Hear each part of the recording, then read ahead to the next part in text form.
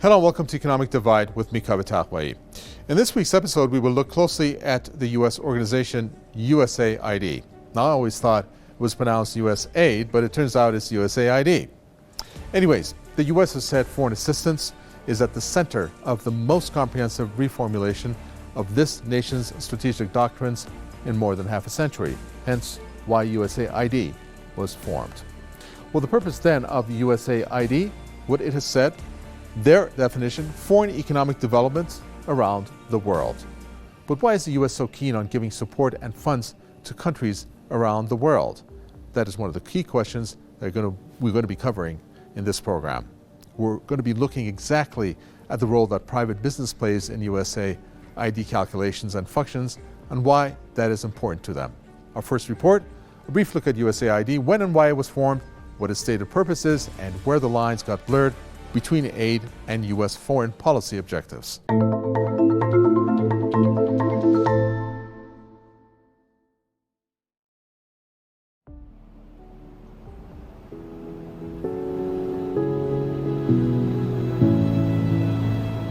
It's a catchy commercial. USAID. Its stated aim. The purpose of foreign aid is to end the need for its existence. Yet, there's a dark side to this organization. The history of foreign aid in the U.S. goes back to what's called the Marshall Plan and the Point 4 program. The Marshall Plan, passed in 1948, was a foreign aid initiative aimed at rebuilding Western Europe after World War II. This paved the way for U.S. private sector investment in Europe. It was meant to remove trade barriers and open the European market to U.S. goods.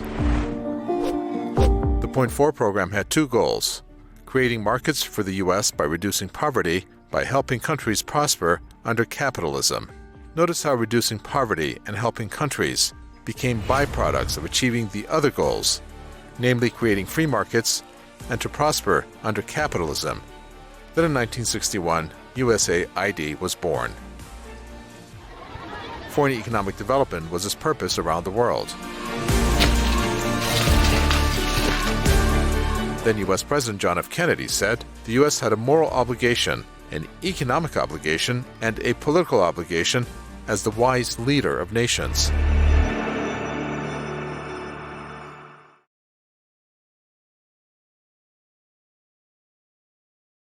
The phrase foreign aid is most often used, and I don't like the phrase because it sounds paternalistic. It sounds as though we're doing something for someone else, when the phrase that I like to use is development cooperation. Because if you're going to achieve results in development, no matter what sector you're talking about in a society, whether it's education or agriculture or the environment, it's the people in that country that have to succeed if a donor agency is to succeed.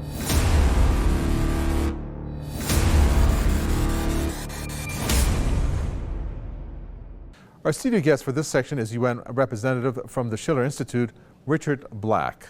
He is also a writer, most notably his piece on China's 14th five-year plan, Science, Driver, and Culture, Not Money, Ignite Progress.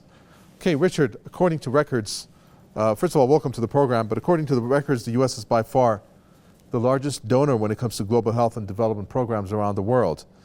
Leaders in Washington actually leverage billions of dollars in aid in their help to various governments around the world, low and middle income countries mainly. What are U.S. intentions behind all of this foreign aid? Well, let me first say thank you, Kaveh, for inviting me and the Schiller Institute for this discussion today. This question that you bring up of intention is very important.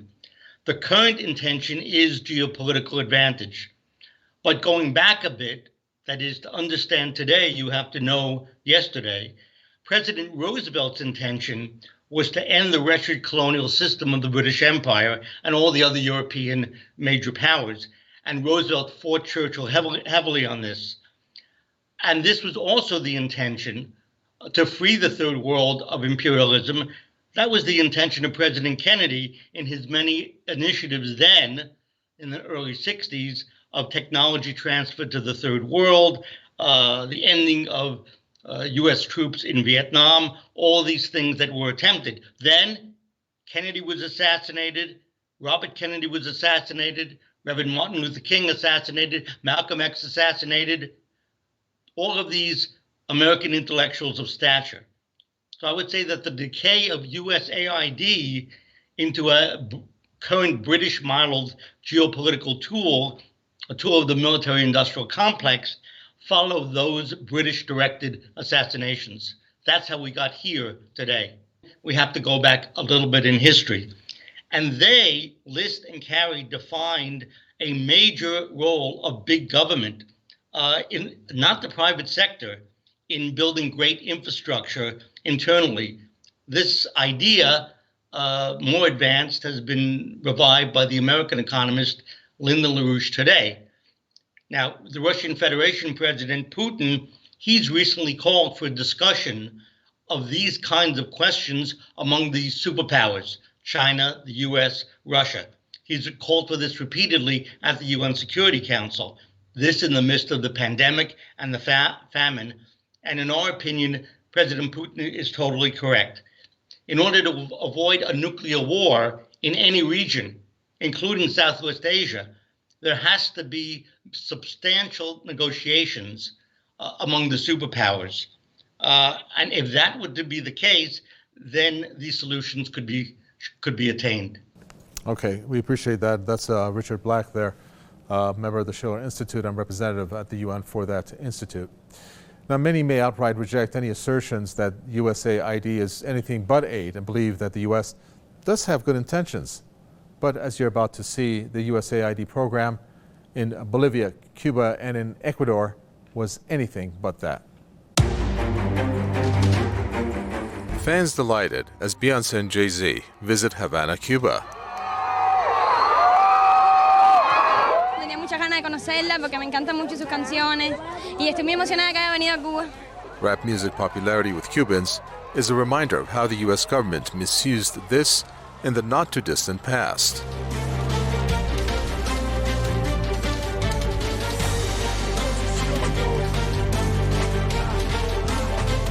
This is the Cuban group Los Aldeanos, with lyrics like "This country is a prison" and a song titled "Rap is War." Los Aldeanos is not a group that one might expect to hear rapping in Cuba. Their inflammatory lyrics were enough to attract the U.S. government, which later funded a plan to use the group without their knowledge to spark a youth movement. The purpose? To undermine the Cuban government of Raúl and Fidel Castro. To spread that message, the U.S. government hired this man, music promoter Ratko Bozic, funded by the U.S. government through none other than USAid. According to documents obtained by Associated Press, Bozic was hired by a U.S. government contractor called Creative Associates. The contractor specialized in international development projects, funded by the U.S. taxpayer agency USAID. They energize people and they convince people the change is possible. I think they did that. So I think that they were exploited as a resource, they were used as a tool, and they've lost their authenticity.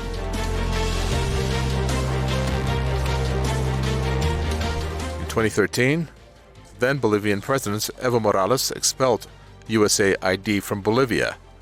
He accused the agency of seeking to undermine his government. Y por eso, aprovechando esta concentración y el 1 de mayo, quiero informarles, hemos decidido expulsar a USAID de Bolivia. Se va a USAID de Bolivia. Pido al hermano canciller comunicar inmediatamente a la embajada de Estados Unidos. Nunca más USAID que va manipulando, que va utilizando a nuestros hermanos dirigentes.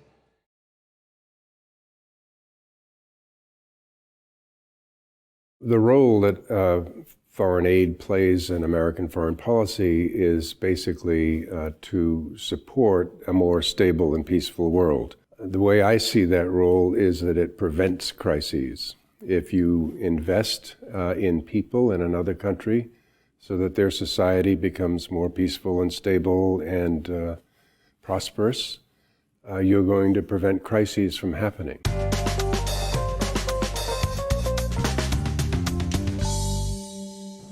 Let's now welcome economic expert Dennis Speed. He's a veteran political organizer, a senior member at the LaRouche Political Action Committee, and he has worked at the development of the Fusion Energy Foundation. He's written extensively for Executive Intelligence Review. Dennis, welcome. Let's take a look at the year 2000. That's while the U.S. military was bombing Iraq and Afghanistan. USAID was tasked, as it stated, with rebuilding the two countries, with an eye, as it stated, to getting the most bang out of its funding allocations. But the lines between war development aid and corporate profit, well, they had started to blur, but also turned out to be a costly endeavor for both the U.S. And for Iraq. USAID is said to even be an enabler. Do war plans happen with this intention in mind? Well, first of all, let me just reference, I realize this will be a reversed image, but there's a book called Confessions of an Economic Hitman by a person by the name of John Perkins. This has been a disastrous American policy that actually goes back to the period of the early 70s, but then accelerated, as I said, after the year 2000. How it worked was the interface between private corporations and USAid. This began with companies like Bechtel, Halliburton. These were the defense contractors who actually began this policy under the Bush 41 administration between 1989 and 1992, early 93. Dick Cheney, who was then Secretary of Defense, is sort of the person that pioneered this policy at that time, privatizing the defense contracting and then interfacing this with the aid structure. So what happened was that whereas USAID, for example, back in the 60s, meant something positive, now what happened was that private corporations began to partner with the governmental structures, and they did this both in defense and in the form of development aid. What John Perkins talks about is how he, as a young man, was recruited to the intelligence agencies to do this. And so he would go in and try to get countries to commit to certain projects that were supposed to help them. Then the countries would become indebted in various ways. And as a result, they then had to allow American influence over their governmental structures. And it was always to their detriment. They usually were both indebted, and if they didn't listen, wars then ensued. So the war policy and the aid policy have become intermeshed, and this needs to be reversed as early as possible by the American people and the American government. Okay, that's economic expert Dennis Speed. We're going to have him a little later in the program. Though we're about to take a short break here on Economic Divide, but don't go anywhere as we have plenty more coming up after these short messages, so stay right where you are.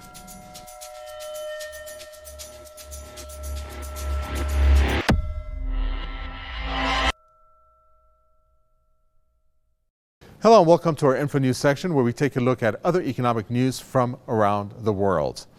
Now, first up, we're going to take a look at the Americas and how the COVID-19 pandemic is affecting that part of the world. Decades of inequality, neglect, and abuse are actually showing their ugly faces there. In terms of the consequences, it's a result of systemic inequality, widespread repression, and destructive policies that have now ravaged the country from the COVID-19 pandemic. Moving now to the U.S. tax evasion. It's tax time in the U.S. The richest 1% are dodging taxes on more than 1/5 of their income. That's quite a lot. That translates into the U.S. government being denied $175 billion a year in lost revenue, I should say.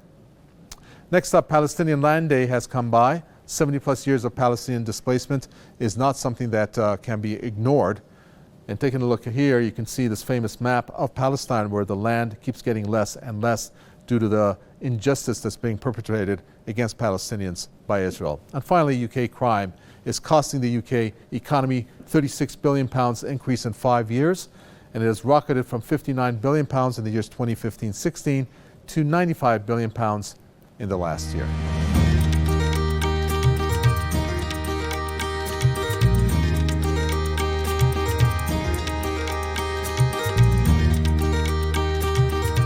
In 2012, the U.S. taxpayer-funded organization USAID was accused again of interference in another country's political affairs, this time by Russia.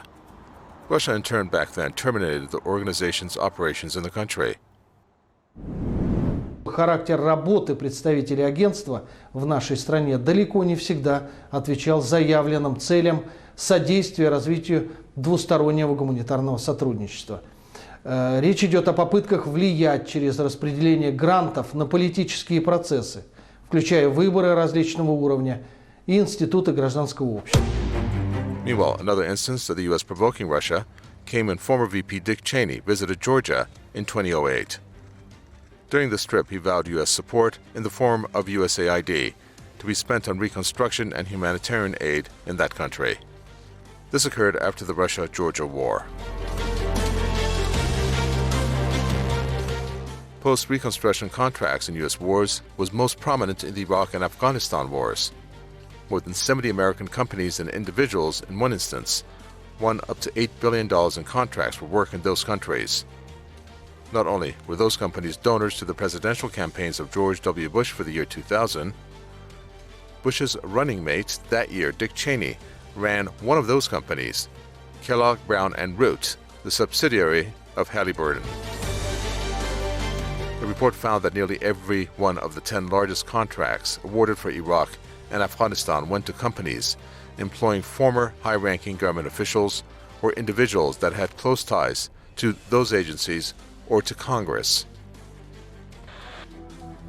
Can the Secretary of Defense, can the Vice President, can this administration take the military to war to feed the greed of contractors?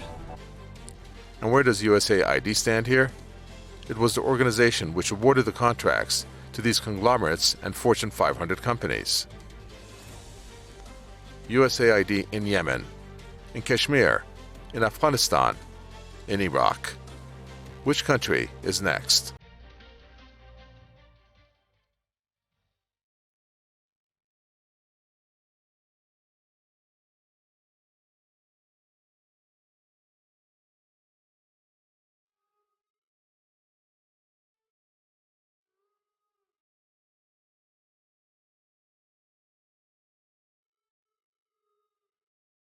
What my mother used to say all the time is, why are we spending so much money overseas when we have all these problems at home? I often would testify before the Congress and start by saying that if I can convince my mother that this is important, then maybe I can convince you. It's not difficult to explain why humanitarian relief is important, because the American people, 80 to 90%, say yes, if people are suffering, we should help and save them, save their lives and make their lot better.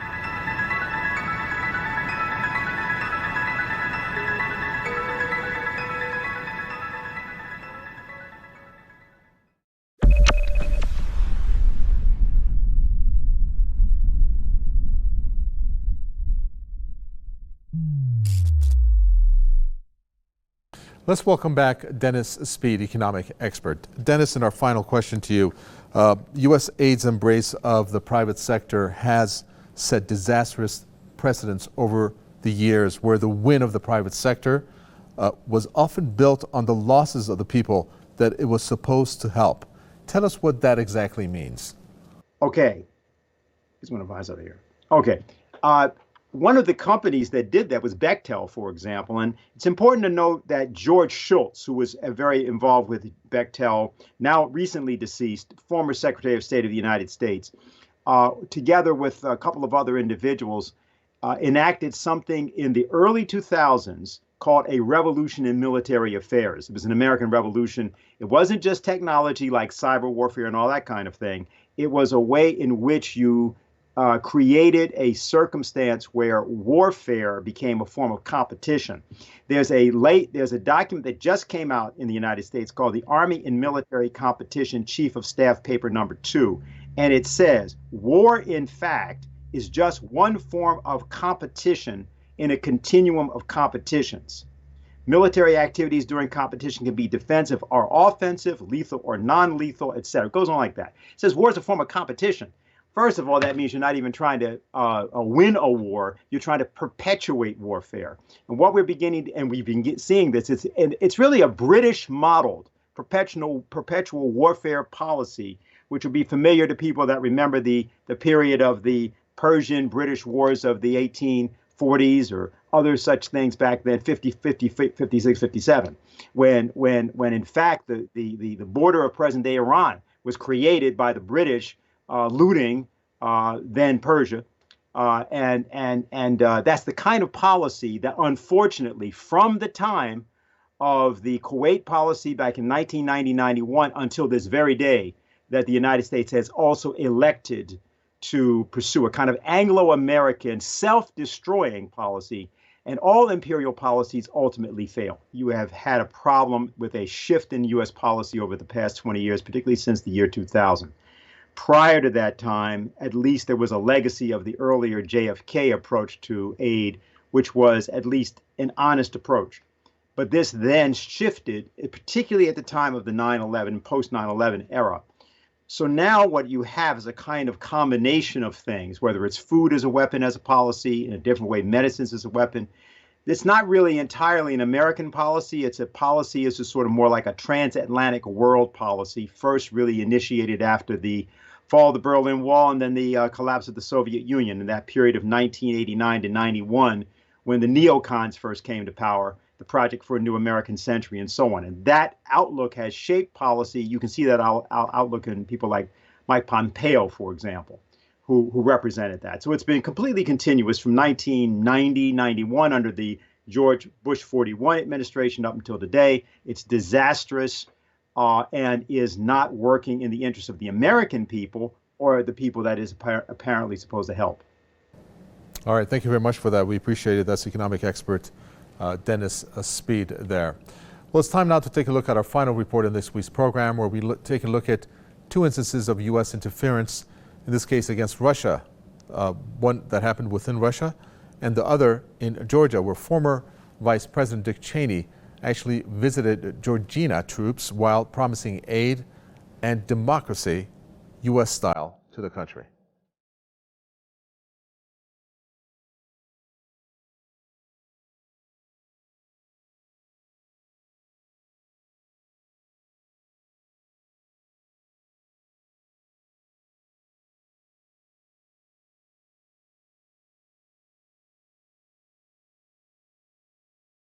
It's time now for our in-depth section. First, imagine a poor country is recovering from a long war and struggling to meet the basic needs of its citizens. Now, the rich country steps up and offers to help the poor country. Rich country figures it's not just an ethical thing to do, but also a smart political move. Sounds good so far. But what if the way in which rich country helps the poor country is by partnering with the world's most powerful corporations to develop the war-torn nation?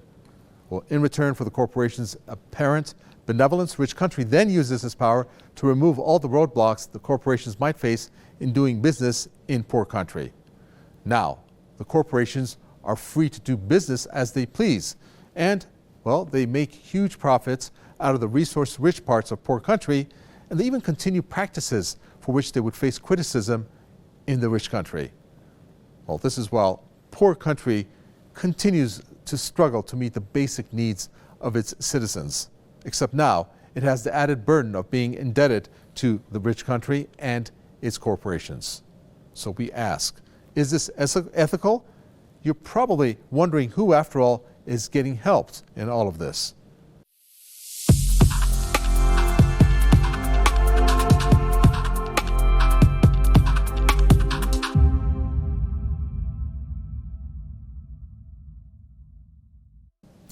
The whole theme of the topic of this show leaves one to think, what moral ground does the U.S. stand on, or any country for that matter, which uses aid as a tool to help countries with aid to make a profit from the suffering of poor countries with profits of, in this case, U.S. corporations in mind, is just morally wrong.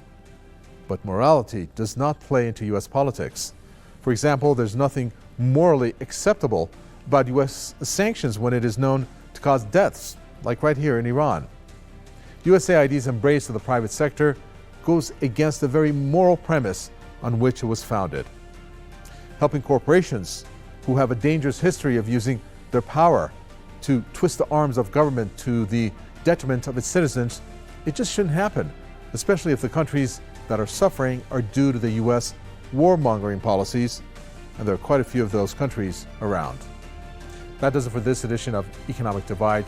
We always welcome your questions, comments, ideas. Please do send them to us the old-fashioned way. Our email address is on your screens now. From Mika Vatahwe and entire team, it's goodbye until